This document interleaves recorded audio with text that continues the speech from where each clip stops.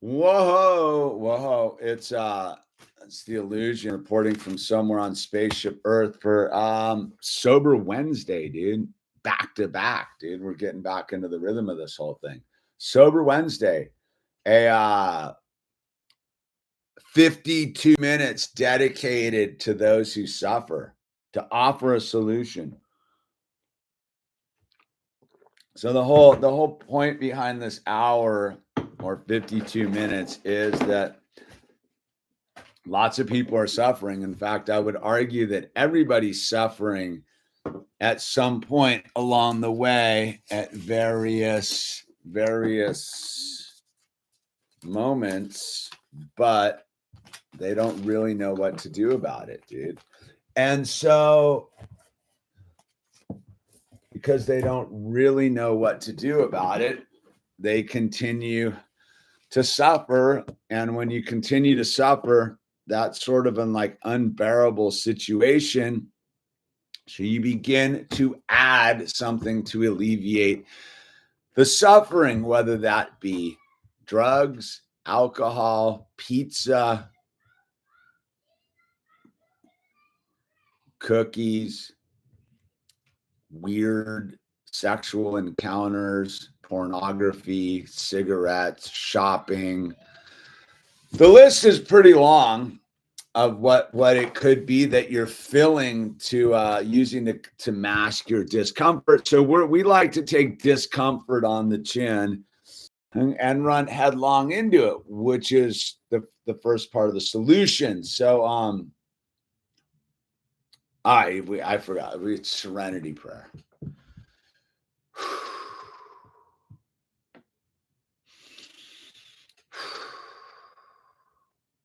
God, grant me the serenity to accept the things I cannot change, the courage to change the things I can, and the wisdom to know the difference.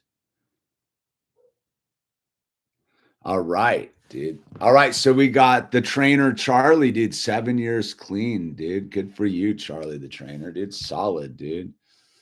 And we got Dan Z in the house, Pimai, and Resto Man coming from the land of the Joshua tree. Nice and cool down there, huh? And so yeah, we did the serenity prayer. So the whole thing we're trying to do here is let people know that first of all, suffering is not a terminally unique situation. Almost all of us are doing it in some form or another. And it's all about ripping the Band-Aid off, dude. It's about ripping the Band-Aid off so that you can realize that you need some sort of help. And I don't mean help in the negative sense. I mean help in the communal sense, man. Is part of suffering is really a isolated concept. It's pretty easy to suffer when you're isolated, man. And I think isolation equals suffering. I think it's pretty symbiotic relationship, suffering and isolation, suffer, isolation. So we're working on a solution about that. So with that said, I generally read chapter 5 from the big book of Alcoholics Anonymous. And with that said, this is not an AA meeting. This is not affiliated with AA. This is not anything to do with that. But you take what is good and you use it. And how it works, the 2 pages in chapter 5 of how it works, I find have been huge instruments in the change of my life towards the solution. And just to cut to the chase, there's one who has all power. That one is God. May you find him now. The solution is spiritual.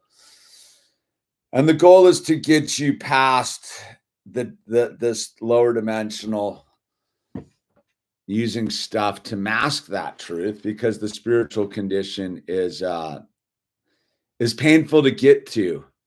sometimes. A lot of stuff between you and the spiritual solution. So how it works. And when we use the word alcohol in this part, insert whatever it is that you're using as a tool to alleviate your suffering, because you don't realize your suffering is quickly solved by a spiritual solution, dude. Look, the ultimate medicine is God and a spiritual solution. The stuff we do in between is the pain. So call that alcohol. Call that alcohol. We all get what alcohol is, but alcohol can be many different forms in the context of what we're doing here, because alcoholism is a spiritual malady, an allergy of the body, and a mental obsession, right? So with that said, you could be mentally obsessing on all sorts of things that are causing you to have a allergy of the body and to cover your spiritual deficit. Blah blah blah blah blah blah. Anyway, with that said, let me read how it works, and maybe we'll get on track here. All right, how it works. Rarely have we seen a person fail who has thoroughly followed our path. Those who do not recover are people who cannot or will not completely give themselves to the simple program. Usually men and women who are constitutionally incapable of being honest with themselves. They are such unfortunates. They are not at fault. They seem to have been born that way. They are naturally incapable of grasping and developing a manner of living which demands rigorous honesty. Their chances are less than average. There are those too who suffer from grave emotional and mental disorders, but many of them do recover if they have the capacity to be honest. Our stories disclose in a general way what we used to be like, what happened, and what we're like now. If you've decided you want what we have and are willing to go to any length to get it, then you're ready to take certain steps. At some of these, we balked. We thought we could find an easier, softer way, but we could not. With all of the earnestness at our command, we beg of you to be fearless and thorough from the very start. Some of us have tried to hold on to our old ideas, and the result was nil until we let go absolutely. Remember that we deal with alcohol, cunning, baffling, and powerful. Without help, it is too much for us, but there is one who has all power. That one is God. May you find him now. Now. Half measures availed us nothing. We stood at the turning point. We asked his protection and care with complete abandon. Here are the steps we took, which are suggested as a program of recovery. 1, we admitted we were powerless over alcohol, that our lives had become unmanageable. 2, came to believe that a power greater than ourselves could restore us to sanity. 3, made a decision to turn our will and our lives over to the care of God as we understood him. 4, made a searching and fearless moral inventory of ourselves. 5, admitted to God, to ourselves, and to another human being the exact nature of our wrongs. 6, we're entirely ready to have God remove all these defects of character. 7, humbly asked him to remove our shortcomings. 8, made a list of all persons we had harmed and became willing to make amends to them all. 9, made direct amends to such people wherever possible, except when to do so would injure them or others. 10, continued to take personal inventory, and when we were wrong, promptly admitted it. 11, sought through prayer and meditation to improve our conscious contact with God, as we understood him, praying only for the knowledge of his will for us and the power to carry that out. 12, having had a spiritual awakening as a result of these steps, we tried to carry this message to alcoholics and to practice these principles in all of our affairs. Many of us exclaimed, "What in order?" Can't go through with it. Do not be discouraged. No one among us has been able to maintain anything like perfect adherence to these principles. We are not saints. The point is that we're willing to grow along spiritual lines. The principles we've set down are guides to progress. We claim spiritual progress rather than spiritual perfection.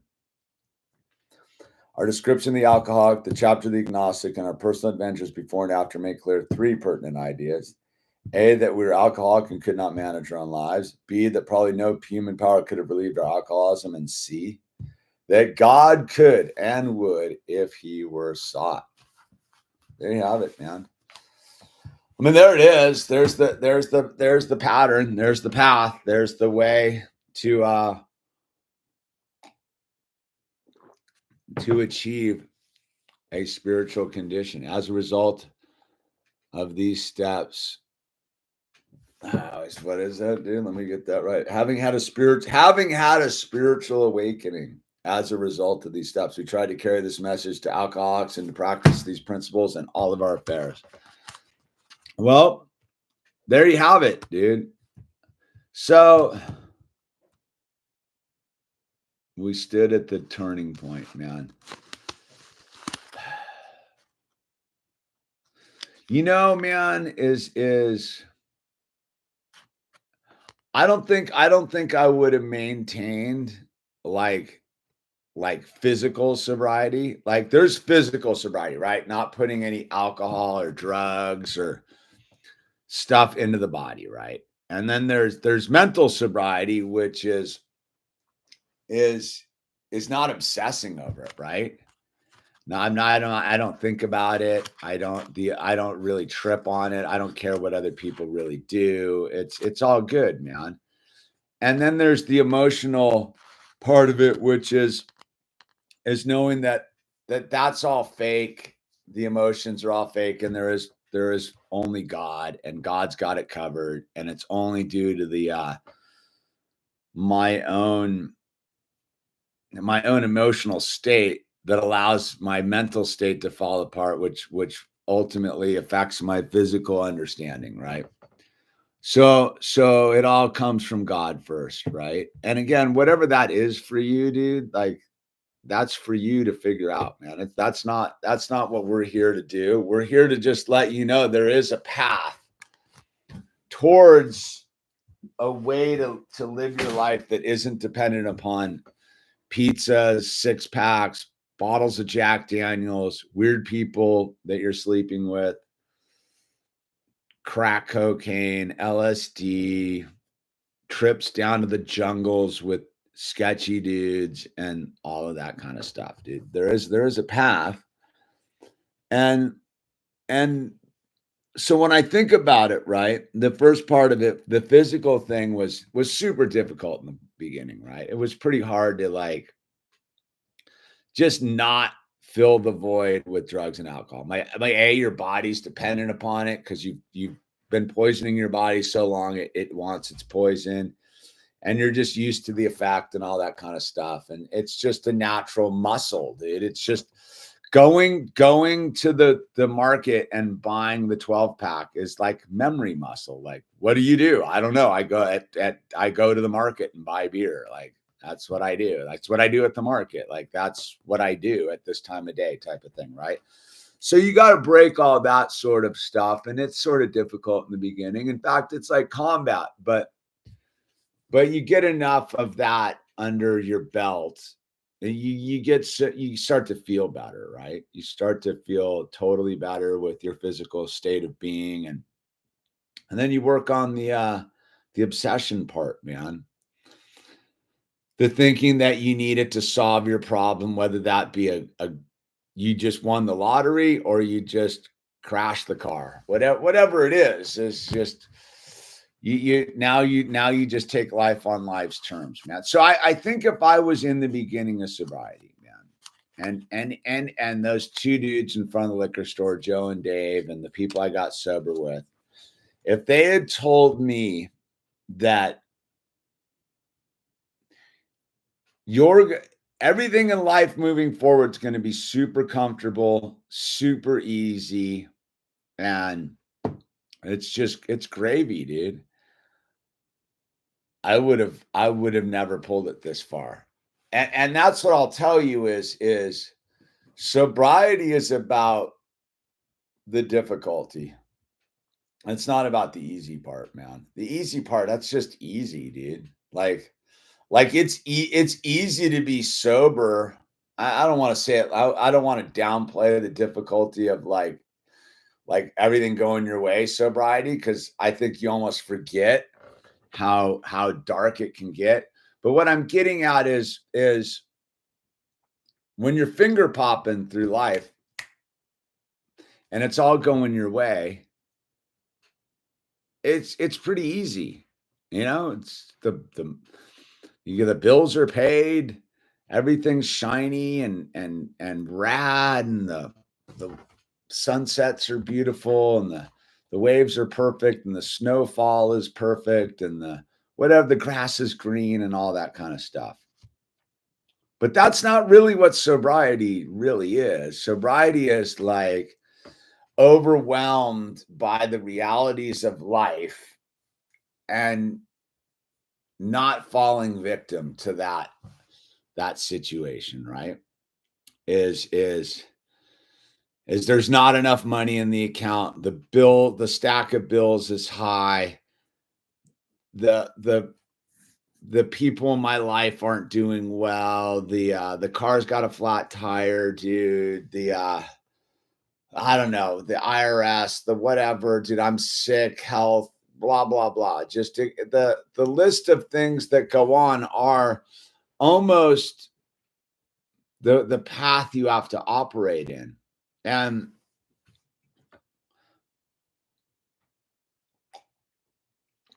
so I think in sobriety, you can set yourself up to be sober and manage a pretty low scale uncomfortability, right? Like I look at my life right now and I go, it has the capacity to get super uncomfortable, like super uncomfortable. The pile of bills is no, I'm waiting to like talk to my accountant and find out what I owe the IRS, dude. Like I have parents with health issues, dude. I have like these things that are just like on a scale that like if you had talked to me 14 years ago, I would have been like, what are you talking about, dude? Like what, like, huh? Like I couldn't deal with that kind of stuff. And so here I am. But at a certain point, I sat around sober enough in the low scale hum, right? The low scale discomfort of like, my bills aren't too big. My life isn't too big. I'm sort of just doing whatever around me, whatever. Like if you go back again, my whole sobriety journey is like on YouTube, right? So if you go back like into your sobriety, year 1, year 2, 3, my life's pretty simple, dude. I don't even think I have a car for a while. Like I don't have a car. I'm saving money. I'm going on surf trips. I think in like a 1-year period, I might in for a little bit. Like I'm cruising around. I don't have a car. I'm just sort of living life, man. Like I don't have many problems, dude. Right? Like and I think about it, I go under like underachiever sobriety says just stay right there, dude. Right? Like that life in year 2 and 3 was so fundamentally better than life day before I get sober. Like, right? The day before I get sober, my life's just fucking miserable, dude. Right? And I don't mean like conditionally. Like, no, like I'm up at the Voodoo Bowl. I have a functioning car. I'm fully employed. Like I have money in my pocket. Like whatever. But I'm mentally just broken and I'm spiritually bankrupt, angry and frustrated. So move the ball forward 3 years later. I'm pretty content. I'm making money off of art and YouTube and all that kind of stuff. And like life is like, I look back, I go, dude, like glory days of early sobriety, right? And then at a certain point, like I could have stayed there. Like I could have just stayed there. But then again, I'm an alcoholic, right? So I need extreme, dude. The status quo is not going to work for me. So the status quo at that point was eventually going to get boring for me, dude. Like you can only stay comfortable so long before you need to be uncomfortable again, right? Because pain is the touchstone to spiritual growth type of stuff, right? Like you got to keep growing, dude. If you don't keep growing, you get stagnant and die, right? If the shark doesn't keep swimming, it dies, right? So I look at that period coming out of there, and that's right when like my life gets. I go from riding around on a bike, living in that rad house in the Point Dune Club, surfing, whatever, and then all of a sudden it's like I got a girl. I'm running for my second city council race. So everything's still pretty chill. And then all of a sudden, like I'm having a child, man. And that was sort of the moment right there is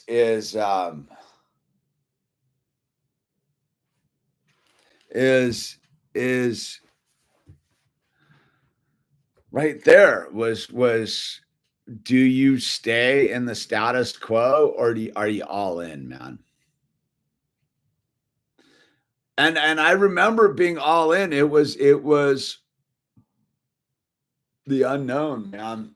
And so from there, from that point on, life's just gotten exponentially more complicated, more layers, more bills, more everything, right? Like abundance.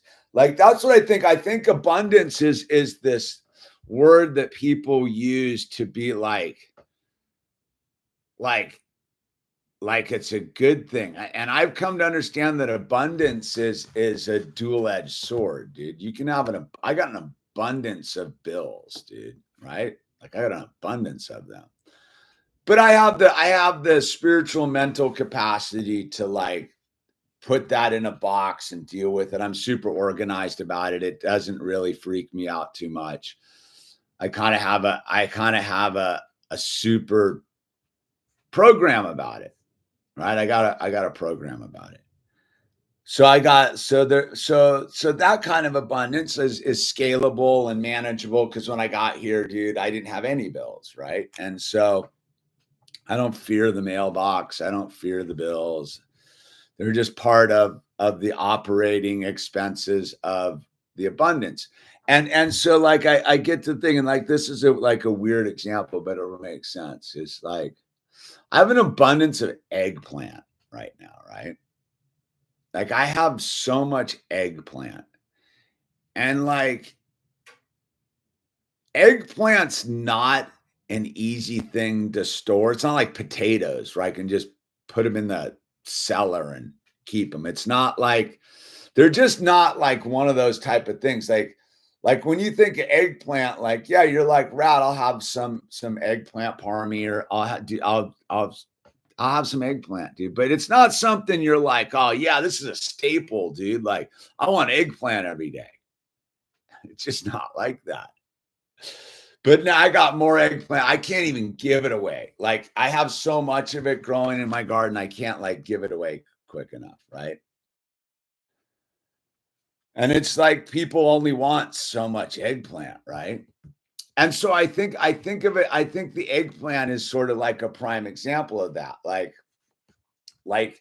the abundance of life and sobriety is like eggplant. Like you can only deal with so much eggplant before you're like, what do I do with all this eggplant, man?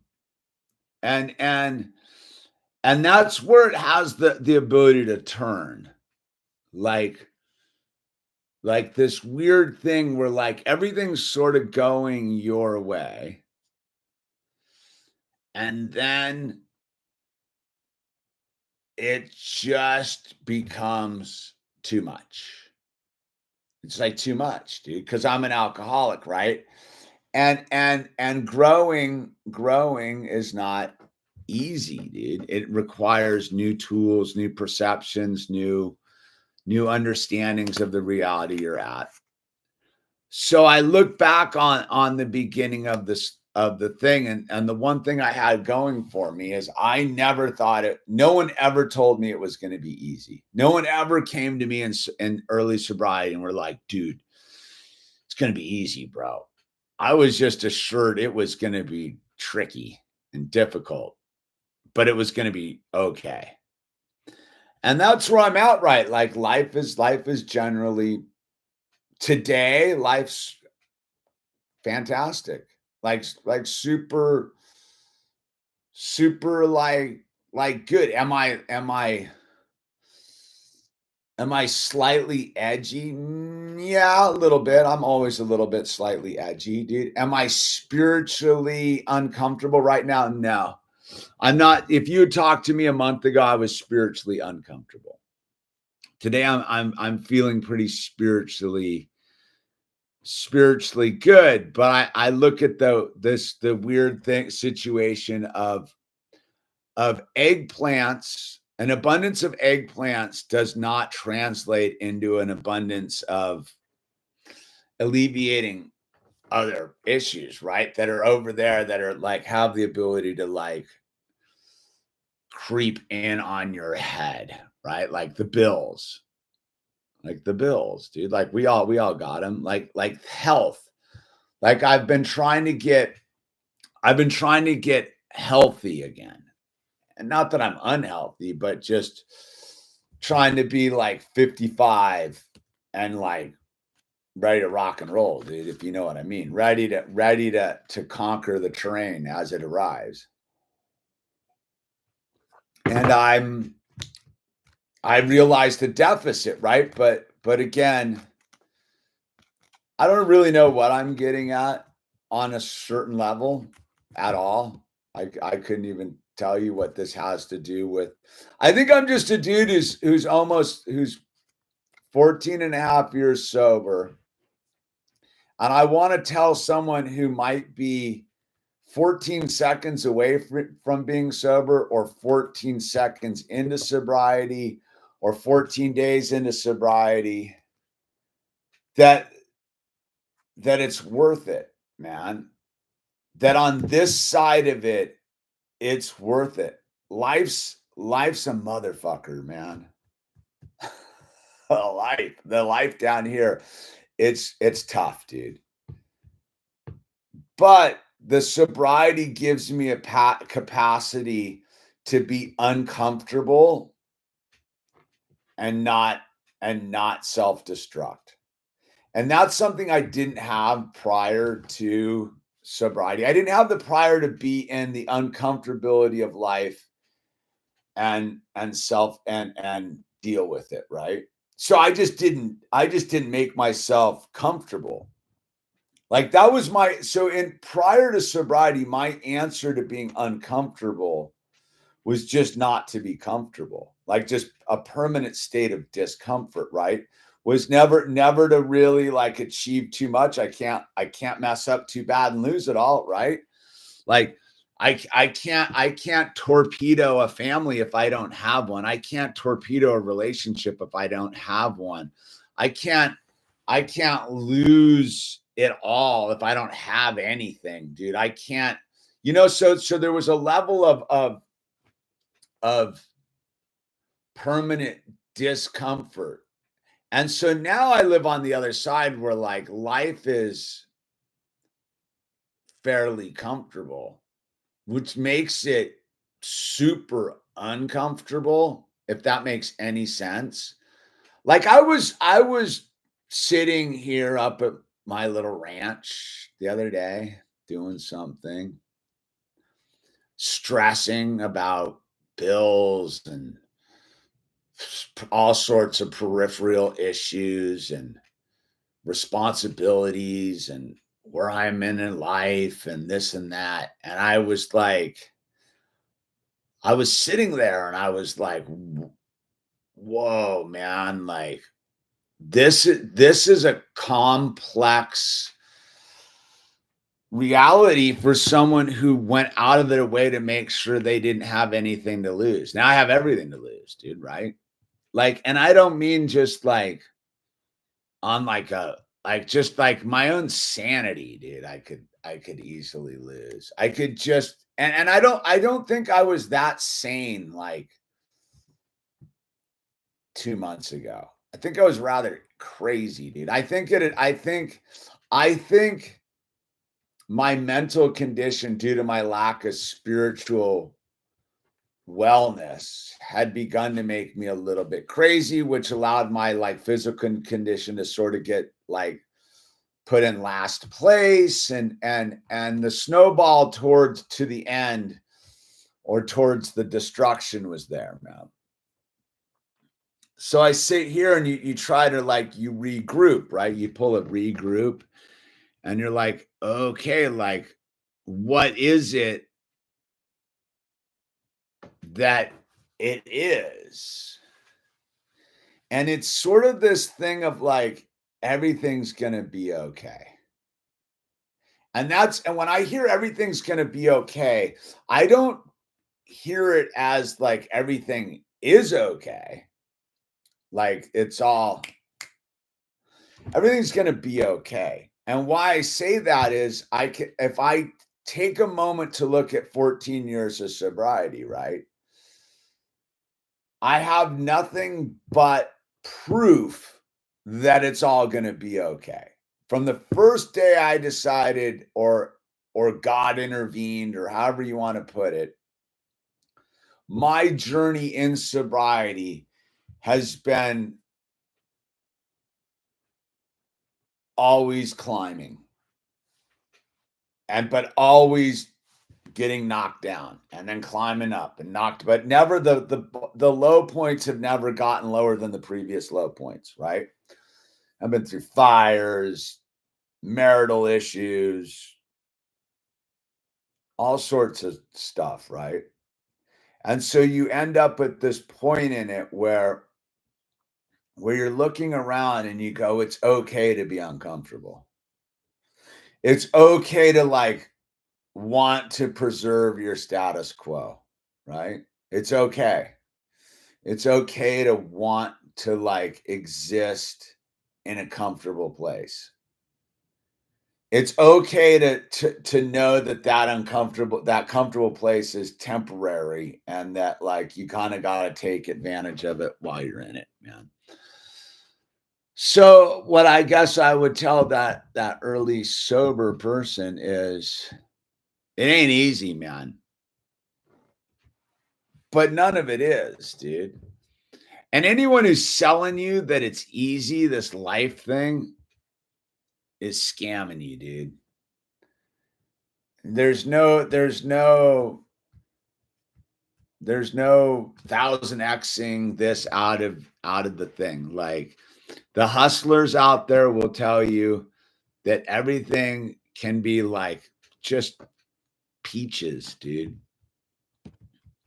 And what I would say to you is be wary of that, because thinking that like that it's based, the good stuff's based upon that, I almost think is like the danger of falling off, right? Like I think if I really I think if I really truly like look at my own self, I think like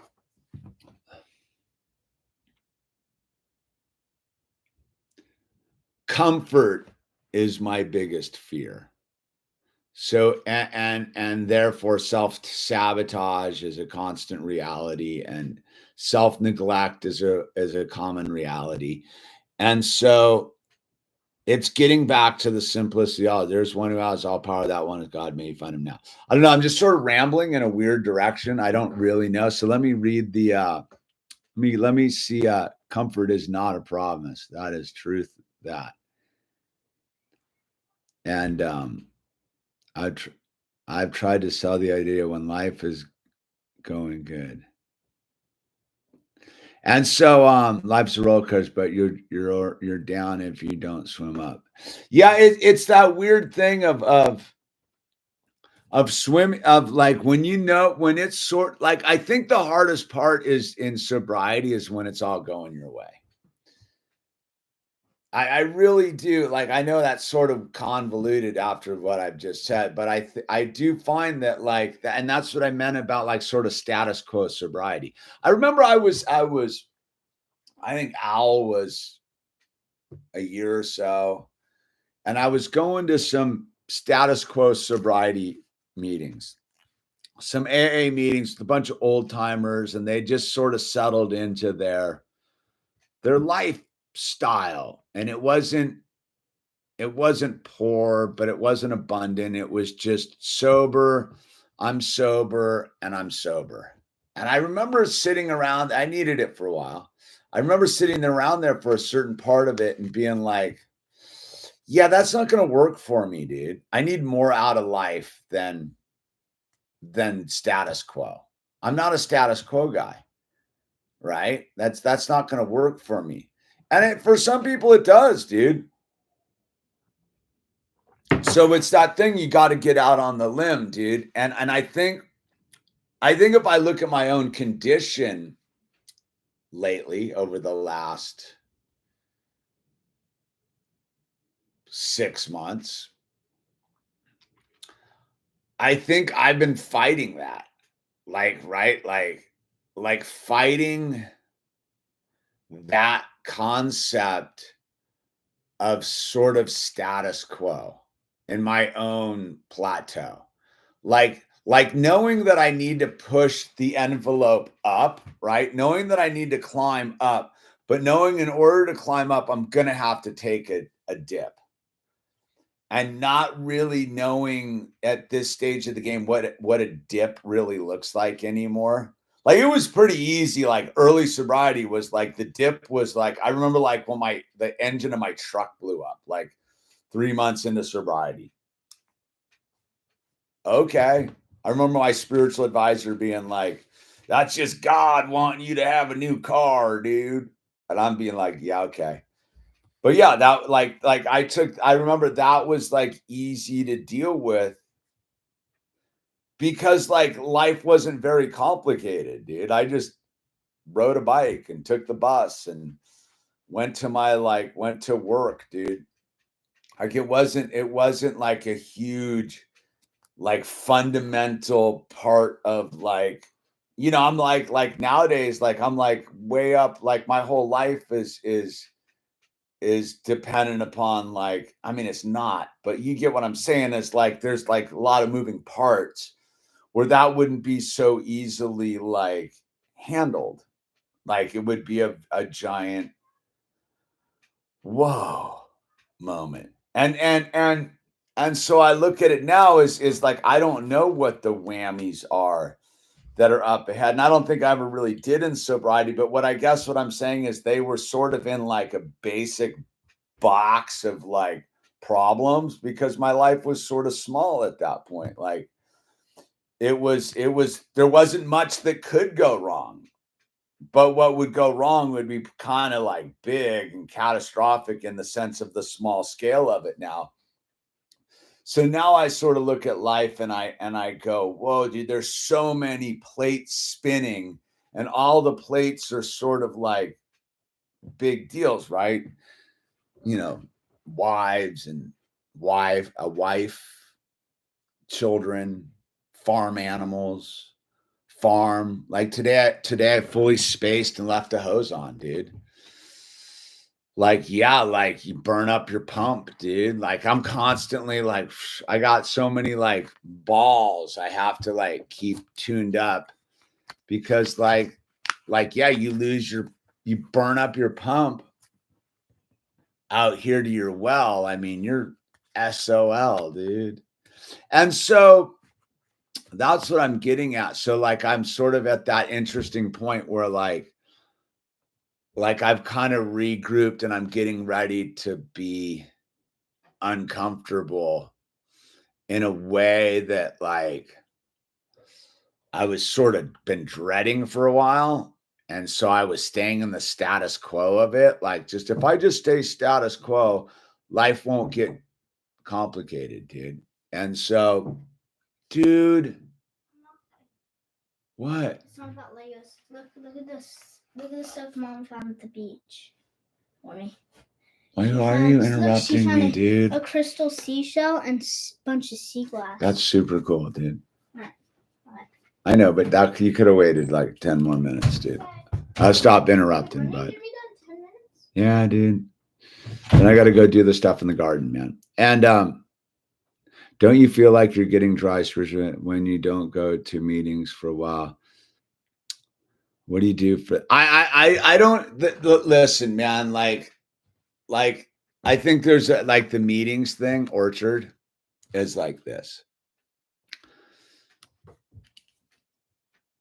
I look at it where I'm at in the thing. Like I went to a meeting not a week ago, last Friday. I went there and it like pissed me off. I was in a worse mental state than when I got there, right? But if I was in my first 30 days of sobriety, like it's undeniable, dude. Like I would be at a meeting every day, 3 times a day, whatever, dude. Like I'm all into it. I think at a certain point, so like the first 5 years of my sobriety, right? The first 5 years of my sobriety, I went to a meeting every day, dude.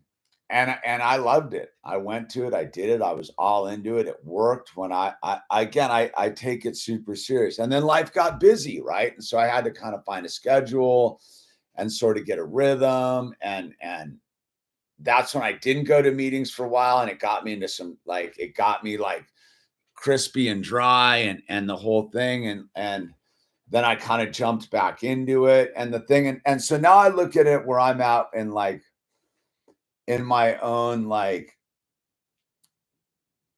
reality of it all is like after COVID, after they shut down all the meetings for like a year and a half and it all went virtual and online and show me your sauce cards and all that stuff, I had to like reinvent what it was, dude, right? So I had to train myself to like be sober in the more traditional sense. Again, is it's not in the book. It's definitely about two alcoholics sitting together. Where two or more are gathered, there he is, right? It's definitely about the concept of getting together with other alcoholics and meeting with them. Absolutely, 100%. But do you get to a point in your life where, like, look, if you don't have anything going on, like, what excuse do you have? I think where I'm at in my own thing right now is personally, I find being of service to other people is the answer. I don't necessarily need to go. I don't mind. I'll go sit in a meeting. But at this stage of the game, does it like I live in a weird small community up here, right? Like so it's just the same people all the time. Not any real newcomers. If there are, they're there for a minute. And it's a very interesting thing like that. So like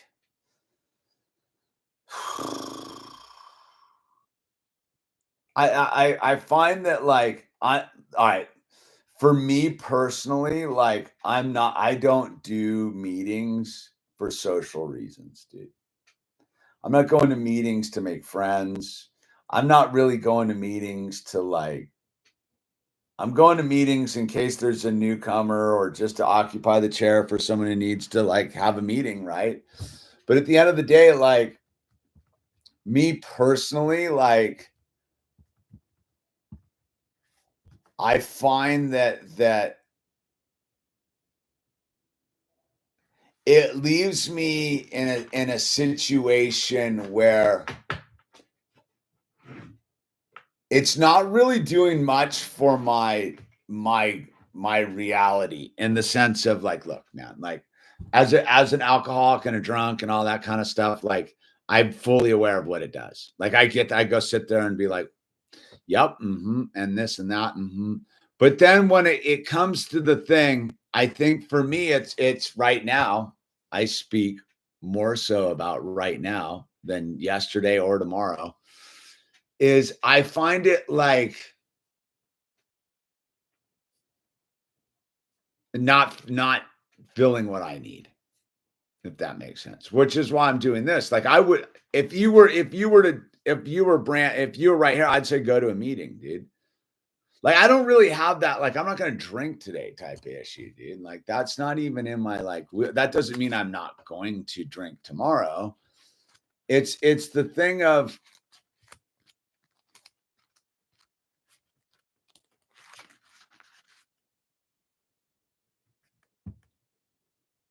I developed a new muscle around it. That's all I can say is, like, I think I still operate a little bit on the resentment about it, shutting itself down. I don't know. It's a good question, dude. The ebbs and flows, but that's the thing is the ebbs and flows are, I kind of think, are sort of, it depends on what your ebbs and flows are. Like when I really like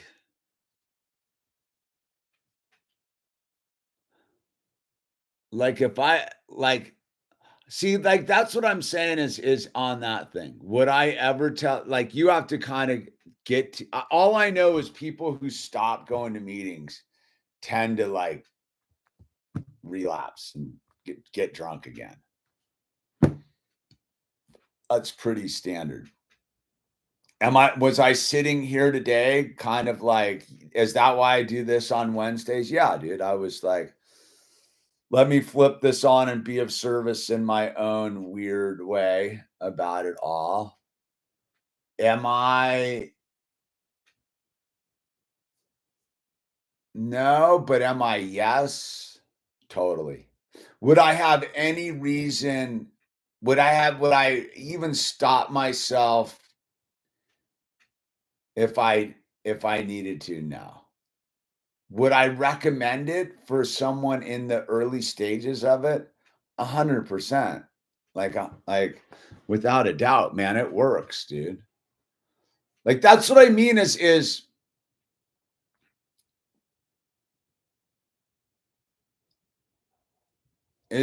yeah, like when I got crispy like a month ago, like, yeah, I started rolling back to some meetings for a while. And then for me, I just don't want to be involved. Like I said, I live in sort of a small community. For me, I don't want my AA to have that. I'm way more into, like, for me personally, dude, I'm not looking to make friends. So that when it gets like that, I get a little bit like, ah. And I mean, in the beginning, it was super important, dude. Like I like in the beginning, I rolled with all my bros, dude. Like, we were all like a band of renegades, dude. But I think at this stage of the game, I'm not looking to it for social reasons. And I don't even know if I'm looking to it for anything but to check in and just be like, boom. Like, I get enough weird newcomer calls doing this thing that it keeps me kind of going, like, on that level. But I'm a unique, weird pony like that. Like, and I've also found that, I've gotten involved with my church, which serves, like, it's funny, like, there's sober people in my church. So we have a sort of a community that way, that it's very, I don't know. I think in a weird way, you adapt or die. I don't know what I'm really, like I said, I don't know what I'm really getting at tonight. I'm just literally showing up, dude. I'm showing up because, like, I'm not uncomfortable, but I'm not comfortable. And I know that there's like a shift's coming. And that shift, I think, inevitably has been proven to me over time to be good. It's always a good shift, but I have to be spiritually, mentally ready for that shift. And the best way to be spiritually and mentally ready for that shift is to ultimately openly admit that I am an alcoholic. And then, left to my own devices, I will probably drink, dude. And that isolation, and that is not my friend. So again, as I have developed a platform, there's no next best thing other than AA for a beginner, dude. Like that's, again, is I don't know why like, again, is it's tried and true, dude. It's tried and true, man. It is you, like, again, is if you're about, there's one thing of not drinking and drugging. You can just go to rehab and not drink and drug for a minute. But if you want to get sober, dude, like really get sober, like, why wouldn't you go to AA? I'm a full advocate for it. Like, I don't know another way. Like, I don't know. You can talk to plenty of people, man. I'm 14 years into it and deep, and I'll tell you what, man, I don't know how I got through that early part of sobriety except by the consistency of going to meetings, consistently having commitments, having sponsors, doing the work. Like, I don't know, like, I don't get this far into the game to even sit here and like have a philosophical debate about it. I can have that philosophical debate about it because, like I said, for the first 5 years of it, I was like armor plated AA, dude. Like, I went all in, and I was given the grace by doing that. And I can't tell you anything else except that's, when I look back on it, that's the difference, dude. I surrounded myself in it. I surrounded myself by people in it. I got strong. I kept moving forward. And then eventually the lights went off and the doors closed and everything shut down in 2020. And I didn't cop out and get loaded, dude. Like a lot of people did, dude. I mean, there's no guarantees. I guess that's what I would say to that weird thing is like, there's no guaranteeing then there's no guarantee that AA will work for you. But hedge your bet, dude. I know everybody wants a cop out, dude. I don't understand the cop out in that sense. Like, if you want to get sober, like, I can tell you how to get sober, but the excuses are lame, dude. I don't know. That's the one thing I didn't do in the beginning, dude. I didn't have any excuses. I just did what was going on, dude. Like, I went, I showed up, I watched enough people blow it and lose their lives and burn it all down after being sober, where I was like, I don't want any of that. And yeah, now at 14 years into it, I can a little bit cherry pick my situation, but that doesn't mean that, like, at the end of the day, like, I don't know exactly where my meeting list is. Like, my meeting list is on the fridge, dude. I know right where like, boom, I can go. Like, that's not the issue. I don't have any problems with going. I'm just trying to say, it's like my spiritual condition right now has grown beyond the simplicity of that. But that's my fallback position. And the only reason I know it's my fallback position is because I didn't shirk my responsibility. And there's enough evidence at this point to be like, you can play risky pool with their early sobriety and do whatever you want, dude. Like, literally, dude, you can stand on your head. It might work.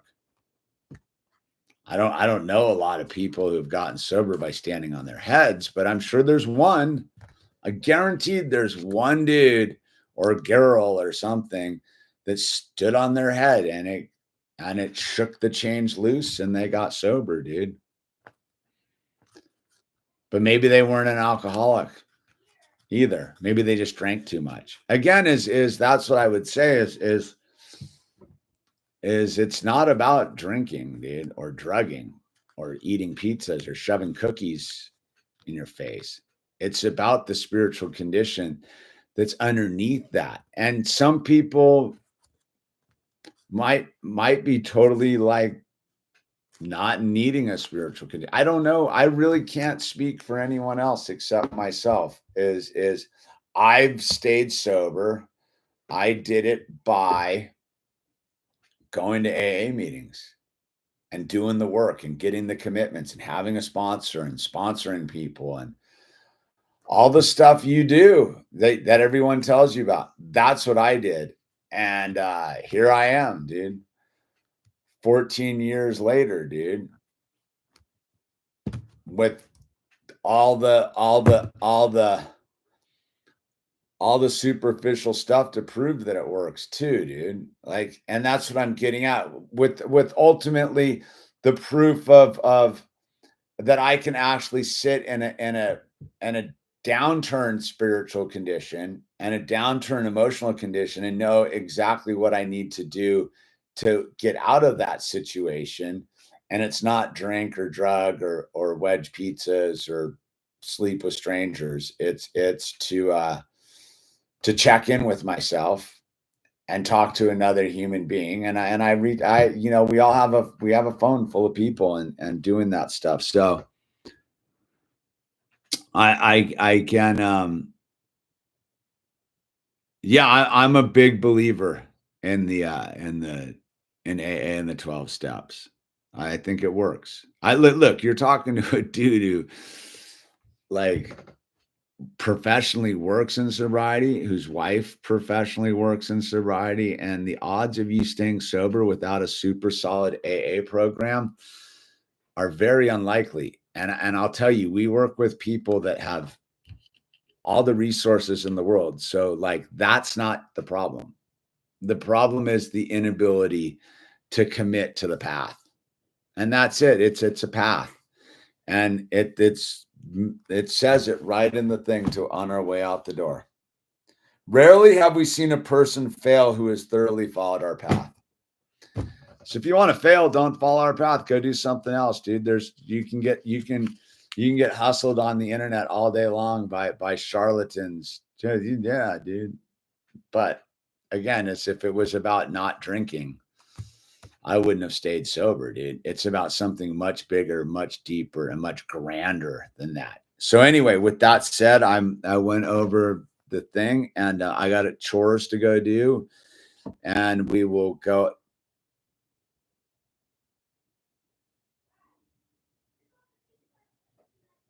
And with that said, God, grant me the serenity to accept the things we cannot change, the courage to change the things we can, and the wisdom to know the difference. Did you ever get DTs when you dried up? Look, I mean, there's a difference between detoxing. Again, I'm not a doctor. I'm not here to diagnose anyone's condition. But I will say, if you've been drinking huge quantities of alcohol, you can't just quit cold turkey. You need a professional help. You do need to detox from it. Stopping alcohol cold turkey could kill you, just like benzos, man. That's my warning right there. Just because and again, that's why we go and get around some people that have been through this before, because they'll ask all the right questions, man. And yeah, if you've been drinking a handle of whiskey a day, you can't just stop. You're likely to die. So if you want to get sober, that's why you go to the meeting. There's no requirement to be sober at an AA meeting. You can literally show up there drunk and be like, hey, and then you'll run into some dude like, how much are you drinking? What are you doing? And they'll be like, okay. And then we'll go get you. If you need professional help, we will go walk with you or drive you to the professional help and get you safely to the other side. But most people don't want to like listen. So I don't know, dude. Like I guess that's where I'm like a little discouraged on the whole thing. On it. People just don't want to listen, dude. Everyone says they want help, but no one actually will do what the remedy is, dude. So, oh, dude, I got to call back. I got to call back 365 right now. I'm sorry, brother. Okay, stop. All right, I got to end this stream, dude. All right, take it easy, everyone. Remember, use the name tags.